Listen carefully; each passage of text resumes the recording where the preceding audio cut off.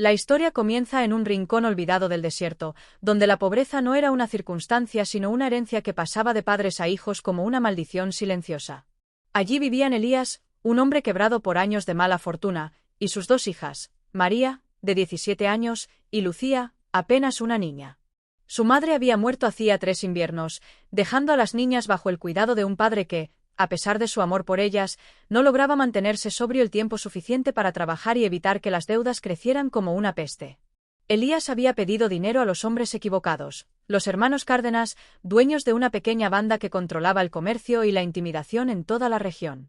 Ellos habían prestado el dinero sin esperar jamás recuperarlo con trabajo honesto. Su verdadero objetivo era simple: cobrar con aquello que no podían comprar con oro. Cuando se cumplió el plazo y Elías no pudo pagar, los Cárdenas llegaron a la casa con una calma que helaba la sangre. No gritaban, no golpeaban. Ese era el problema. Todo lo que hacían estaba calculado. Tocaron la puerta y Elías, temblando, les abrió. Lo que siguió fue una escena silenciosa pero brutal: un papel sobre la mesa, una deuda impagable, y una mirada que no dejaba lugar a discusión. ¿Sabes cómo se paga lo que no se puede pagar, Elías?, dijo Ramón Cárdenas, el mayor y más cruel. Tenemos paciencia, pero no somos tontos. Los ojos de María se llenaron de miedo. Ella sabía lo que significaban esas palabras. Su padre, desesperado y vencido, apenas murmuró: «Por favor, ellas no». Pero la súplica de un hombre roto no tenía peso, no cuando la deuda era una excusa para algo peor. Fue entonces cuando Ramón pronunció la sentencia que cambiaría para siempre el destino de todos. «Las niñas vienen con nosotros. Es lo único de valor que tienes». María sintió como el mundo se le partía en dos. No por ella, sino por Lucía, que apenas entendía lo que ocurría. Elías cayó de rodillas, llorando, pero los hombres no se detuvieron. Tomaron a las niñas con una frialdad que solo da la costumbre, como si recogieran sacos de grano. Mientras avanzaban hacia los caballos, María intentaba mantener la calma para no asustar más a su hermana. Le susurró que todo estaría bien, aunque ni ella misma lo creía. Sabía lo que sucedía con las jóvenes que caían en manos de hombres como los Cárdenas. Sabía que aquello no era un pago, sino una condena. Pero el destino, impredecible como los ríos en temporada de lluvias, ya estaba en movimiento. En el mismo camino que tomaban los Cárdenas, pasaba esa tarde don Alejandro Santillán, un hacendado conocido por su carácter tranquilo y su forma de tratar a los trabajadores con dignidad. Al ver a dos jóvenes siendo llevadas a la fuerza, detuvo su caballo y bloqueó el paso. Su mirada se endureció cuando reconoció a los Cárdenas. «¿Qué sucede aquí?», preguntó, sin levantar la voz pero dejando claro que no aceptaría evasivas. Ramón sonrió con un veneno tranquilo. «Negocios. No es asunto tuyo, Santillán». Pero Alejandro no se movió. Y en ese instante, aunque las niñas aún no lo sabían, nació el primer rayo de esperanza. Un hombre dispuesto a interponerse entre ellas y el abismo. Un hombre que no buscaba comprar, sino salvar. El precio de una deuda que ellas nunca contrajeron. La mañana en que su padre las entregó como pago, Elena y Lucía aún no entendían la dimensión de la tragedia que se avecinaba. Sabían que su padre estaba hundido en deudas, que las noches se le hacían largas bebiendo para encontrar algún alivio, y que las miradas de los hombres del pueblo se clavaban en él con desprecio. Pero nunca imaginaron que serían convertidas en moneda de cambio, como si su dignidad pudiera pesarse en una balanza o calcularse en un cuaderno de deudas. La escena ocurrió sin previo aviso. Aquella puerta vieja se abrió con un golpe seco cuando el padre entró a la casa acompañado de dos hombres desconocidos. Sus pasos, pesados y torpes, no anunciaban una visita ocasional, anunciaban una desgracia. Elena recuerda que Lucía tomó su mano en instinto de protección, como si supiera que algo estaba a punto de quebrarse para siempre. Los hombres hablaban en un tono frío, casi negociador, como si estuvieran regateando por ganado y no por vidas humanas. Uno de ellos extendió un documento. El padre lo firmó sin siquiera levantar la mirada hacia sus hijas. Para él, la vergüenza superaba la paternidad. El alcohol había nublado no solo su mente, sino también el vínculo que lo unía a ellas. Cuando Elena intentó hablar, preguntando qué estaba ocurriendo, su padre simplemente murmuró: «No tengo otra opción». Palabras vacías. Palabras que un padre jamás debería decir. Porque opciones siempre hay, excepto cuando el corazón se ha rendido. Los hombres explicaron que las llevarían como pago por la deuda, que trabajarían en la propiedad del hacendado al que su padre había pedido dinero. No dijeron qué tipo de trabajo. No necesitaban decirlo. El silencio que siguió fue suficiente para entender que lo que había empezado como una deuda económica había evolucionado a una deuda de carne y control. Lucía, la menor, Rompió en llanto. Elena no. Ella era la mayor, la fuerte, la que siempre había prometido proteger a su hermana. Se sentía impotente, como si su alma hubiera sido arrancada de cuajo. Sus pensamientos se atropellaban. ¿Cómo escapar? ¿Cómo luchar? ¿Dónde encontrar ayuda en un mundo donde dos chicas pobres no valían más que una firma en un papel? Fueron subidas a un carro sin siquiera permitirles empacar. Dejaron atrás su casa, su infancia y todo lo que conocían. El camino estaba cubierto de polvo, y cada piedra que golpeaba las ruedas parecía marcar una cuenta regresiva hacia un destino incierto. Pero lo que más dolía no era el miedo. No era la violencia implícita en esa transacción. Lo que más dolía era la traición. Las hijas suelen perdonar errores, incluso los más graves, pero ¿cómo se perdona ser vendida? ¿Cómo se repara el daño de ser convertida en un objeto? A mitad del trayecto, uno de los hombres murmuró algo que quedó grabado en la mente de Elena. El patrón no pidió esto, pero aceptará el pago. No suele rechazar lo que le traen. Esa frase cambió todo.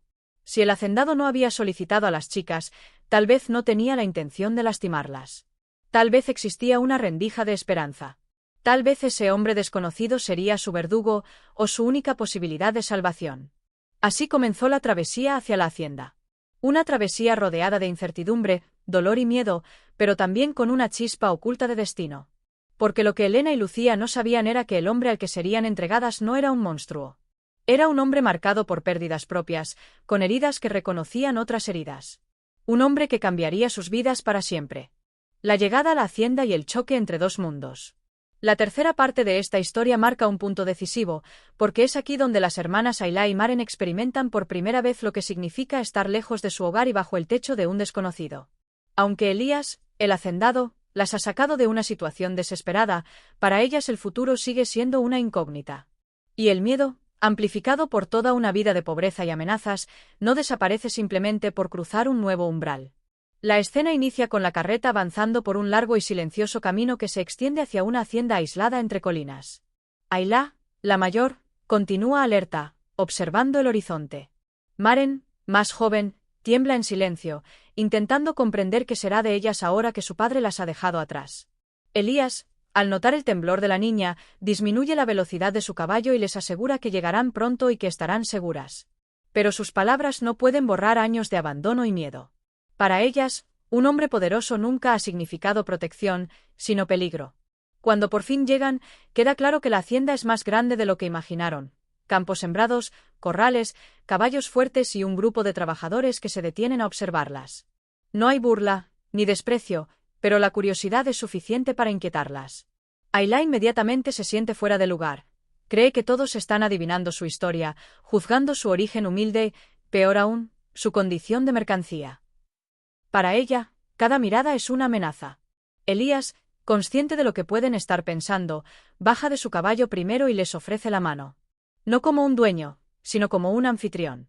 Les dice que pueden caminar sin miedo, que nadie les hará daño. Ese es el primer choque entre dos mundos. El de ellas, marcado por la desconfianza, y el de él, marcado por la responsabilidad y la rectitud. Ellas no saben todavía qué significa que alguien las trate con respeto. Él tampoco comprende del todo la profundidad de sus heridas. Dentro de la casa, la ama de llaves, una mujer mayor llamada Dominga, las examina con ojos que no buscan juzgar, sino medir qué necesitan. Nota la delgadez de Maren, la postura defensiva de Ayla, y la manera en que ambas se alejan de cualquier gesto amable. Dominga mira a Elías y le dice en voz baja: «Han pasado hambre, y algo más». Elías lo sabe, pero escucharlo de otra persona hace que la realidad se hunda en su pecho. Ayla, temiendo ser separada de su hermana, se adelanta y pregunta: «¿Qué quiere usted de nosotras?». La pregunta lo golpea. «¿Qué quiero de ustedes?». Elías repite las palabras para sí mismo, sorprendido por cómo la vida puede torcer la visión de un niño hasta volverlo un ser desconfiado. Él solo quería asegurarse de que no terminaran en manos crueles. Pero ellas no tienen forma de saberlo aún. Con voz firme, pero suave, responde: «Nada. Solo que vivan en paz aquí. Lo que hagan después dependerá de ustedes». Ayla no le cree del todo, pero algo en su mirada, una mezcla de honestidad y una tristeza inexplicable, siembra la primera chispa de duda en su miedo. La parte termina con las dos hermanas instalándose en una habitación pequeña pero limpia, mientras Elías sale a ver los campos. Dominga les deja comida en la mesa. Maren, por primera vez en mucho tiempo, toma un trozo de pan sin miedo. Ayla observa el techo y se pregunta si acaso, por primera vez en su vida, el peligro no está al otro lado de la puerta, sino atrapado dentro de sus propios recuerdos. La cuarta parte de la historia marca un punto de quiebre emocional y narrativo. Es aquí donde por primera vez se revela con claridad la verdadera magnitud del sacrificio, la desesperación y la injusticia que rodearon la decisión del padre de entregar a sus hijas. Al mismo tiempo, se profundiza en la figura del hacendado, ya no como un hombre poderoso que intervino por capricho, sino como alguien que empieza a entender que se involucró en algo mucho más oscuro y complejo de lo que imaginó. La escena comienza con un ambiente tenso dentro de la hacienda. Sofía y Lucía, todavía asustadas y desconfiadas, sienten que han pasado de un infierno a un limbo desconocido. Aunque ahora están a salvo físicamente, la incertidumbre emocional pesa tanto como el miedo. El hacendado, don Esteban, intenta hablar con ellas para entender lo ocurrido, pero las jóvenes permanecen en silencio. No es simple timidez, sino un trauma encapsulado. Han aprendido, por dolor, que la confianza es un lujo que cuesta caro. Mientras tanto, los rumores empiezan a extenderse entre los peones. Nadie sabe exactamente por qué don Esteban llegó al rancho con 2 muchachas cubiertas de polvo, ni por qué las instaló en una de las habitaciones privadas. Algunos murmuran que podrían ser trabajadoras nuevas, otros, más maliciosos, insinúan lo peor. Ese ambiente de habladuría se vuelve el telón de fondo sobre el cual don Esteban decide enfrentar al padre de las jóvenes. Tiene que saber toda la verdad. La visita a la cabaña del padre, un lugar sencillo, deteriorado y alterado por el alcohol y la pobreza, revela un cuadro devastador. Don Esteban encuentra al hombre encorvado, avergonzado y furioso consigo mismo. Le cuesta hablar, pero finalmente se derrumba. Explica que no entregó a sus hijas por ambición, sino porque estaba acorralado por deudas imposibles y amenazas de hombres que no dudan en matar. Sabía que perdería todo, y que ellas serían tomadas por la fuerza, con o sin un trato. Entonces, en un acto desesperado, aceptó una propuesta brutal con la esperanza, quizá ingenua, quizá cobarde, de que al menos sobrevivieran. Para don Esteban, esa explicación no justifica lo que ocurrió, pero lo humaniza. Lo obliga a ver al padre no como un monstruo, sino como un hombre roto. No lo exonera, pero sí ilumina el contexto. Aquel no fue un sacrificio voluntario, sino el último acto de alguien que se consideraba sin salida. Esteban sale de la cabaña con el corazón revuelto. Siente indignación, impotencia, pero también algo inesperado, una creciente determinación de proteger a esas jóvenes que el destino depositó en sus manos. Cuando regresa a la hacienda, encuentra a Sofía llorando en silencio. Lucía, siempre más dura, intenta mantener la calma, pero su mirada lo dice todo. Tienen miedo de que él también las abandone o de que descubran que su presencia provoca conflictos. Es en este momento donde Esteban les revela la verdad que ha descubierto, y por primera vez, las hermanas expresan lo que sienten. Rabia, dolor, culpa, confusión, amor por un padre que las falló y odio por el precio que tuvieron que pagar. La parte termina con una decisión crucial. Don Esteban promete que no permitirá que nadie vuelva a reclamarlas. Ni deudas, ni amenazas, ni hombres poderosos. Esa promesa, pronunciada con firmeza, es un pacto que cambiará para siempre el destino de los 3. La mañana siguiente amaneció con un silencio extraño, casi pesado. No era el silencio natural de la hacienda, donde a veces solo se oía el mugido de una vaca lejana o el viento moviendo los pastizales. Era un silencio contenido, tenso, como si la tierra misma supiera que algo importante estaba a punto de decidirse. Clara lo sintió primero. Abrió los ojos aún envuelta en una manta que olía a jabón, a madera limpia y a seguridad, algo que jamás había sentido en su propio hogar. A su lado, Liana dormía profundamente, tal vez por primera vez sin miedo. Pero Clara no pudo disfrutarlo. Su corazón latía inquieto. Sabía que el hacendado, don Salvador, tenía una decisión que tomar, una que podía cambiarlas todo o destruirlas. A través de la ventana vio a los hombres de la hacienda preparados, montados en sus caballos, revisando armas, tensando cinchos. No era un acto de guerra, pero sí una demostración silenciosa de que nadie tocaría a las 2 muchachas sin enfrentarse primero al hombre que ahora las protegía. Mientras Liana seguía en la cama, Clara caminó hacia el patio, donde encontró a don Salvador revisando las huellas frescas del camino. No necesitó preguntar, él ya sabía que buscaba esa mirada temblorosa. «Tu padre vino anoche», dijo él, sin girarse aún. Vino a reclamar lo que entregó, como si fueran ganado. Clara sintió que el aire se le cortaba. «¿Qué dijo usted?», preguntó con voz apenas audible. «Que no tendría nada hasta que tú y tu hermana hablaran», respondió finalmente, dándose vuelta para mirarla. No pienso decidir por ustedes. Esa sola frase la desarmó. Nadie les había preguntado jamás qué querían. Nadie había considerado sus voces, sus deseos. Habían sido moneda de cambio, carga, vergüenza para un hombre que nunca las vio como hijas. Clara apretó los puños. No queremos volver, dijo, más firme de lo que esperaba. Él no nos protegerá, y usted lo sabe. Don Salvador sostuvo su mirada. Lo sé. Pero si se quedan aquí, tu padre no se detendrá. Intentará recuperarlas o venderlas de nuevo. Clara tragó saliva. ¿Qué va a hacer? Lo que sea necesario para mantenerlas vivas, respondió él. Pero eso tiene un precio, Clara. Ella se tensó. ¿Cuál? No para mí, añadió con calma. Para ustedes. Protegerlas significa desafiar al hombre que las engendró, a los compradores que quizás ya pagaron por ustedes, y a quienes creen que su palabra vale más que la vida de dos muchachas. Quedarse aquí no será fácil. Ser libres nunca lo es.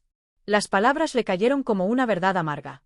Clara comprendió que el rescate no era simplemente haber sido sacadas de un caballo y traídas a un cuarto limpio. El rescate ahora era una guerra silenciosa, una que podían perder en cualquier momento. En ese instante, Liana apareció en la puerta, frotándose los ojos y aún medio dormida. ¿Qué pasa?, preguntó. Clara la miró, y su corazón se partió un poco. Liana todavía creía que el mundo podía ser bueno si amanecía en una cama limpia. Todavía no sabía que su libertad tenía un precio alto, y que alguien tendría que pagarlo. Don Salvador se acercó a la niña y la acomodó con gentileza la manta sobre los hombros. Pasa lo siguiente, pequeña, dijo, nadie volverá a llevarlas a ningún lado si ustedes no quieren. Pero para eso, necesito que confíen en mí. Del todo. Clara sintió un nudo en el pecho. La confianza era lo único que nunca habían tenido. Darla, quizá era el verdadero costo del rescate. Y mientras el sol subía, dorando la tierra y encendiendo el día, Clara tomó una decisión que marcaría su destino. Lucharemos, dijo. Con usted, y por nosotras mismas. El hacendado asintió lentamente. El precio del rescate acababa de ser pagado. Las sombras del pasado que no quieren soltarlas. La sexta parte de la historia marca un punto crítico, porque ya no se centra únicamente en el rescate físico de las hermanas, sino en la batalla invisible que ambas enfrentan contra los recuerdos que todavía las persiguen. El hacendado, Rodrigo, comienza a darse cuenta de que salvarlas no fue solo apartarlas del peligro inmediato, sino aprender a navegar junto con ellas un océano de heridas que la vida les había dejado. Las hermanas, Aidiana y su hermana menor, Lía, han pasado unas semanas en la hacienda. Han recuperado algo de color en la piel, y la alimentación regular por fin comienza a devolverles fuerza. Pero aunque sus cuerpos mejoran, sus espíritus siguen en guerra. Rodrigo nota los silencios, los sobresaltos nocturnos, la forma en que Lía nunca duerme sin una vela encendida, o como Aidiana vigila las puertas como si en cualquier momento alguien pudiera irrumpir para llevárselas de nuevo. El día comienza con un incidente que revela más de lo que las hermanas quisieran. Rodrigo encuentra a Aidiana afuera del establo, empuñando una pala como si fuera un arma. Los caballos están inquietos, olfateando algo extraño en el aire. Cuando él intenta acercarse, Aidiana retrocede instintivamente, con los ojos llenos de un terror que nada tiene que ver con él. En ese instante, él comprende que el peligro que acecha no siempre está afuera, muchas veces vive dentro. Ella finalmente baja la pala, avergonzada por haberlo enfrentado así. Rodrigo no la juzga. En cambio, se sienta en el suelo, ofreciéndole un espacio seguro para hablar cuando quiera, sin presiones. Ese pequeño gesto rompe una barrera que ella había mantenido firme desde que llegó. Pero aún así, no logra decir nada. Las palabras parecen atrapadas en una garganta marcada por demasiados silencios forzados. Mientras tanto, Lía sufre un colapso emocional cuando una tormenta eléctrica sacude la zona. Los truenos la devuelven mentalmente al día en que su padre las entregó como pago, cuando ella y su hermana fueron empujadas al carro de aquellos hombres despiadados. Rodrigo y su tía Elena intentan consolarla, pero la joven entra en un estado de ansiedad profunda. Es la primera vez que Rodrigo comprende que lo que vivieron no fue solo injusto, fue devastador. Esa noche, Aidiana se acerca a la cocina donde Rodrigo revisa unos documentos. Ella se mantiene de pie, rígida, como si pedir ayuda fuera una falta de respeto. Pero sus ojos tiemblan. Después de un largo momento, susurra algo. Mi hermana no está bien. Yo tampoco. No sabemos cómo vivir aquí. No es una queja. No es un reproche. Es una confesión. Una que le cuesta más de lo que puede admitir. Rodrigo, movido por algo más profundo que la simple compasión, le promete que nadie volverá a dañarlas, que mientras estén bajo su techo, su pasado no podrá alcanzarlas. Aidiana lo escucha, pero no lo cree del todo.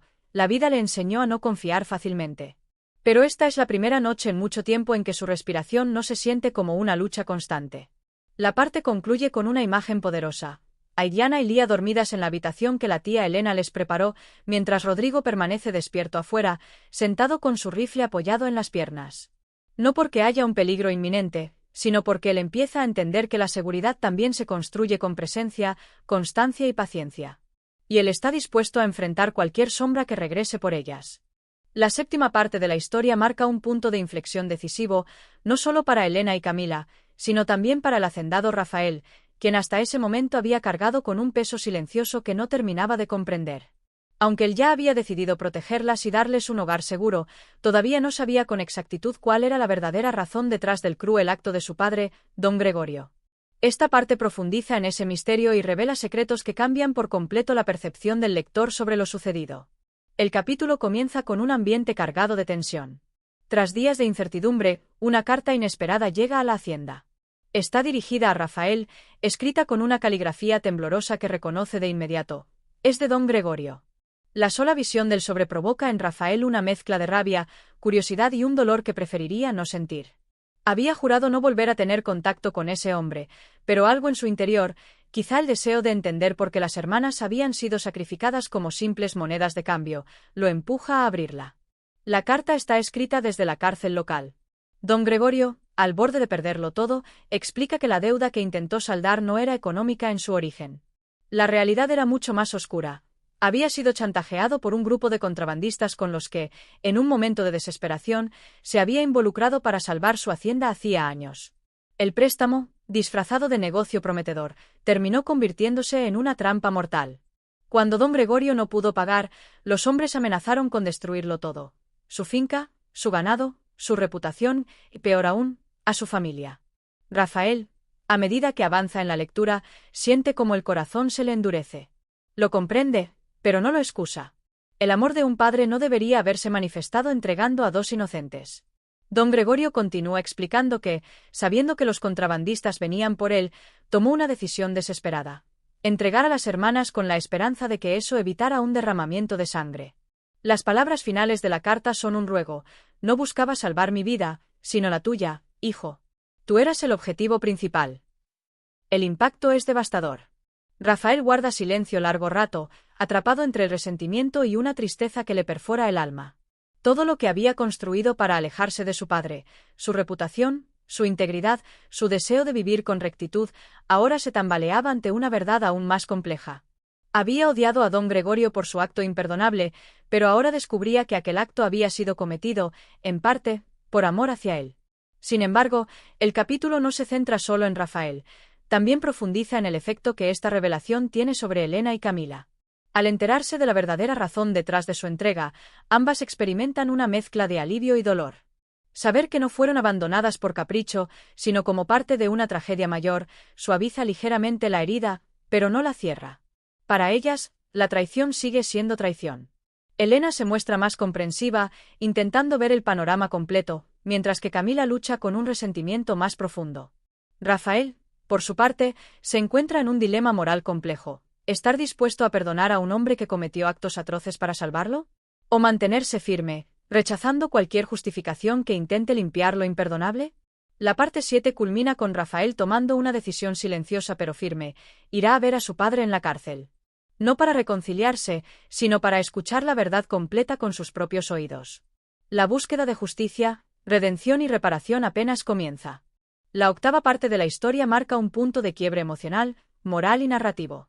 Hasta ahora, el hacendado Mateo ha intentado proteger a las hermanas Ailín y Mareñá de las amenazas externas, específicamente del hombre a quien su padre las había entregado como pago de deudas. Pero aquí, la historia profundiza en algo más complejo: el origen de ese trato y la verdadera razón por la cual su padre la sacrificó de esa manera. Lo que parecía un acto de pura crueldad o irresponsabilidad se revela como un entramado de desesperación, manipulación y chantaje. Y esta revelación afecta profundamente la forma en que las hermanas se ven a sí mismas, cómo ven a su padre y cómo ven a Mateo. La parte inicia con la visita inesperada de un anciano que aparece en la hacienda una mañana gris. Se presenta como Julián, antiguo capataz del pueblo y amigo íntimo del padre de las chicas. Llega con pasos vacilantes, consciente de que sus palabras pueden cambiar el rumbo de la historia. Mateo lo recibe con cautela, y Aileen observa desde la distancia, siempre lista para proteger a su hermana. Mareñá, más temerosa, se esconde detrás de una de las columnas del corredor, apenas asomando el rostro. Julián pide que todos se sienten. Dice que ha venido a decir la verdad que su padre nunca se atrevió a confesar. Las hermanas se miran, confundidas, pero escuchan. El anciano comienza relatando que su padre, lejos de ser un hombre cruel, había estado desesperado por años debido a una deuda que no era exactamente económica, sino una deuda de sangre. Revela que el hombre al que las entregó no era un acreedor común, sino un criminal poderoso que había salvado la vida del padre en su juventud.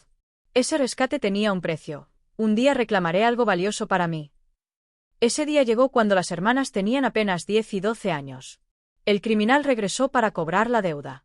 Su padre se negó a entregarlas, e intentó huir con ellas, pero fue encontrado, golpeado y amenazado. La vida de las niñas pendía de un hilo. El hombre le dio un ultimátum: entregarlas cuando fueran mayores o él mismo las tomaría a la fuerza, llevándose además la vida del padre. El anciano explica cómo el padre pasó años tratando de encontrar una salida. Trabajó sin descanso, buscó ayuda, rogó por préstamos, intentó vender la pequeña casa familiar. Nada fue suficiente. La deuda de sangre no podía pagarse con dinero. Finalmente, resignado, entregó a sus hijas con la esperanza de que, si él cumplía voluntariamente, al menos ellas no sufrirían la brutalidad de ser arrancadas. Aileen aprieta los puños. Mareñá llora. Mateo siente que algo dentro de él se quiebra. Julián termina diciendo que su padre murió de pena poco después, convencido de haber fallado como hombre y como padre, pero sin saber que existía otro camino posible. La revelación derrumba las certezas de todos. Las hermanas ya no ven a su padre como un traidor, sino como un hombre derrotado por circunstancias más grandes que él. Mateo comprende que su misión va más allá de protegerlas, debe reparar un destino que fue torcido desde su raíz. Y mientras la verdad se asienta como un peso silencioso sobre todos, una nueva determinación nace en Aileen. Nunca más permitir que otro hombre decida por ellas, ni por miedo ni por obligación. Esta parte no solo reescribe el pasado, redefine el futuro y prepara el terreno para el enfrentamiento que se acerca. El desenlace de la historia se centra en la culminación de todo el viaje emocional y físico que las protagonistas han atravesado. Después de tantas pruebas, traiciones y momentos de miedo extremo, esta parte muestra cómo la intervención del hacendado no solo les salvó la vida, sino que también les permitió recuperar su dignidad y reconstruir sus vidas desde cero. La narrativa se enfoca en la resiliencia de los personajes y en cómo la bondad inesperada puede transformar incluso los capítulos más oscuros de la vida. Desde el inicio de este capítulo, el lector siente una mezcla de tensión y alivio. Las jóvenes, que han pasado por la incertidumbre de ser tratadas como propiedad, finalmente pueden experimentar la sensación de seguridad. El hacendado, que en un principio podría haber sido percibido como un hombre distante o incluso intimidante, revela una faceta profundamente humana y compasiva. Su decisión de protegerlas no nace de un acto superficial de heroísmo, sino de un genuino reconocimiento de su valor como personas. Este acto cambia por completo la dinámica de poder que existía al inicio de la historia. Donde antes solo había miedo, ahora hay respeto. Donde antes había opresión, ahora hay libertad. Un aspecto crucial de este capítulo es el proceso de sanación emocional. Las protagonistas no solo han sido rescatadas físicamente, sino que también deben enfrentar las cicatrices psicológicas de la traición de su padre y del trato injusto que recibieron. El relato explora cómo, con paciencia, apoyo y un entorno seguro, comienzan a reconstruir su autoestima. Se destacan momentos íntimos y cotidianos, conversaciones nocturnas bajo la luz de la luna, gestos de cariño que generan confianza y pequeñas victorias que les permiten reconocerse como individuos capaces de decidir su propio destino. Aquí, el autor enfatiza que la verdadera libertad no es solo escapar de la opresión, sino también aprender a aceptarse y valorarse. La narrativa también resalta la transformación del hacendado. A lo largo de la historia, su carácter se profundiza. No es un simple salvador, sino alguien dispuesto a desafiar normas sociales y arriesgar su reputación para hacer lo correcto. Su acción de salvarlas trasciende el acto físico de protección. Se convierte en un símbolo de justicia y humanidad en un mundo donde la corrupción y la injusticia parecían imperar. Además, a través de su relación con las protagonistas, el hacendado aprende sobre empatía, responsabilidad y la importancia de luchar por aquellos que no pueden defenderse por sí mismos. Otro elemento fundamental de este capítulo es la reconstrucción del entorno social y familiar. Las jóvenes, ahora protegidas y valoradas, comienzan a interactuar con otros miembros de la comunidad de manera distinta, ya no como víctimas o mercancía, sino como personas dignas de respeto y consideración. Se narran escenas que muestran su integración, la aceptación de la comunidad y la generación de vínculos de amistad y apoyo mutuo. Este cierre enfatiza que el rescate no termina con la protección física, sino que incluye la reintegración social y el reconocimiento de su humanidad. Finalmente, el capítulo concluye con un mensaje de esperanza y renacimiento. Las protagonistas miran hacia el futuro con determinación y fortaleza, simbolizando que, aunque la vida les haya marcado con dolor y traición, siempre es posible encontrar luz y reconstruir la propia existencia. La historia deja al lector con una sensación de cierre emocional. La justicia y la bondad pueden prevalecer, y la verdadera fuerza reside en superar la adversidad y abrazar la propia valía. En esencia, el Part 10 es un epílogo emocional que cierra arcos narrativos, consolida lecciones de resiliencia y humanismo, y celebra la transformación de quienes han sido salvados tanto física como emocionalmente. El acto heroico del hacendado se convierte en el catalizador de una nueva vida, y las protagonistas emergen como símbolos de esperanza y renacimiento, dejando una impresión duradera en el lector. El capítulo final de la historia se centra en el cierre emocional y narrativo de las protagonistas y del hacendado, mostrando cómo la intervención del hombre no solo les salvó la vida, sino que también les permitió reconstruir su identidad y recuperar la dignidad perdida.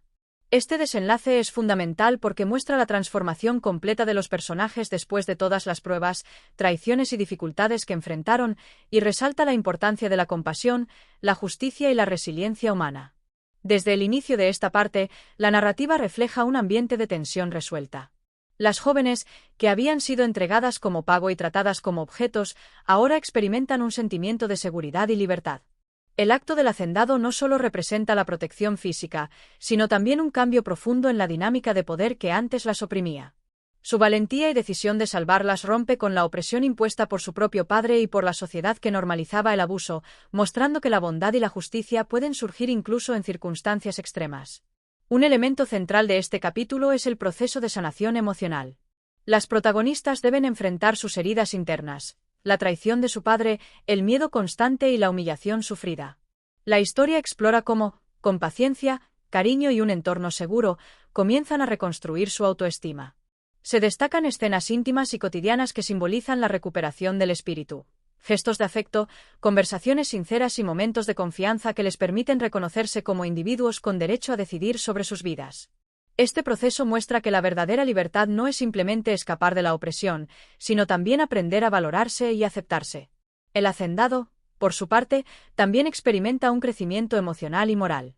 Su papel no se limita a ser un salvador físico, se convierte en un ejemplo de empatía, valentía y justicia. Su decisión de intervenir arriesgando su reputación y enfrentando posibles conflictos sociales demuestra que la verdadera heroísmo implica actuar correctamente incluso cuando las circunstancias son difíciles. Además, a través de su relación con las protagonistas, aprende sobre responsabilidad, compasión y la capacidad de cambiar vidas para mejor.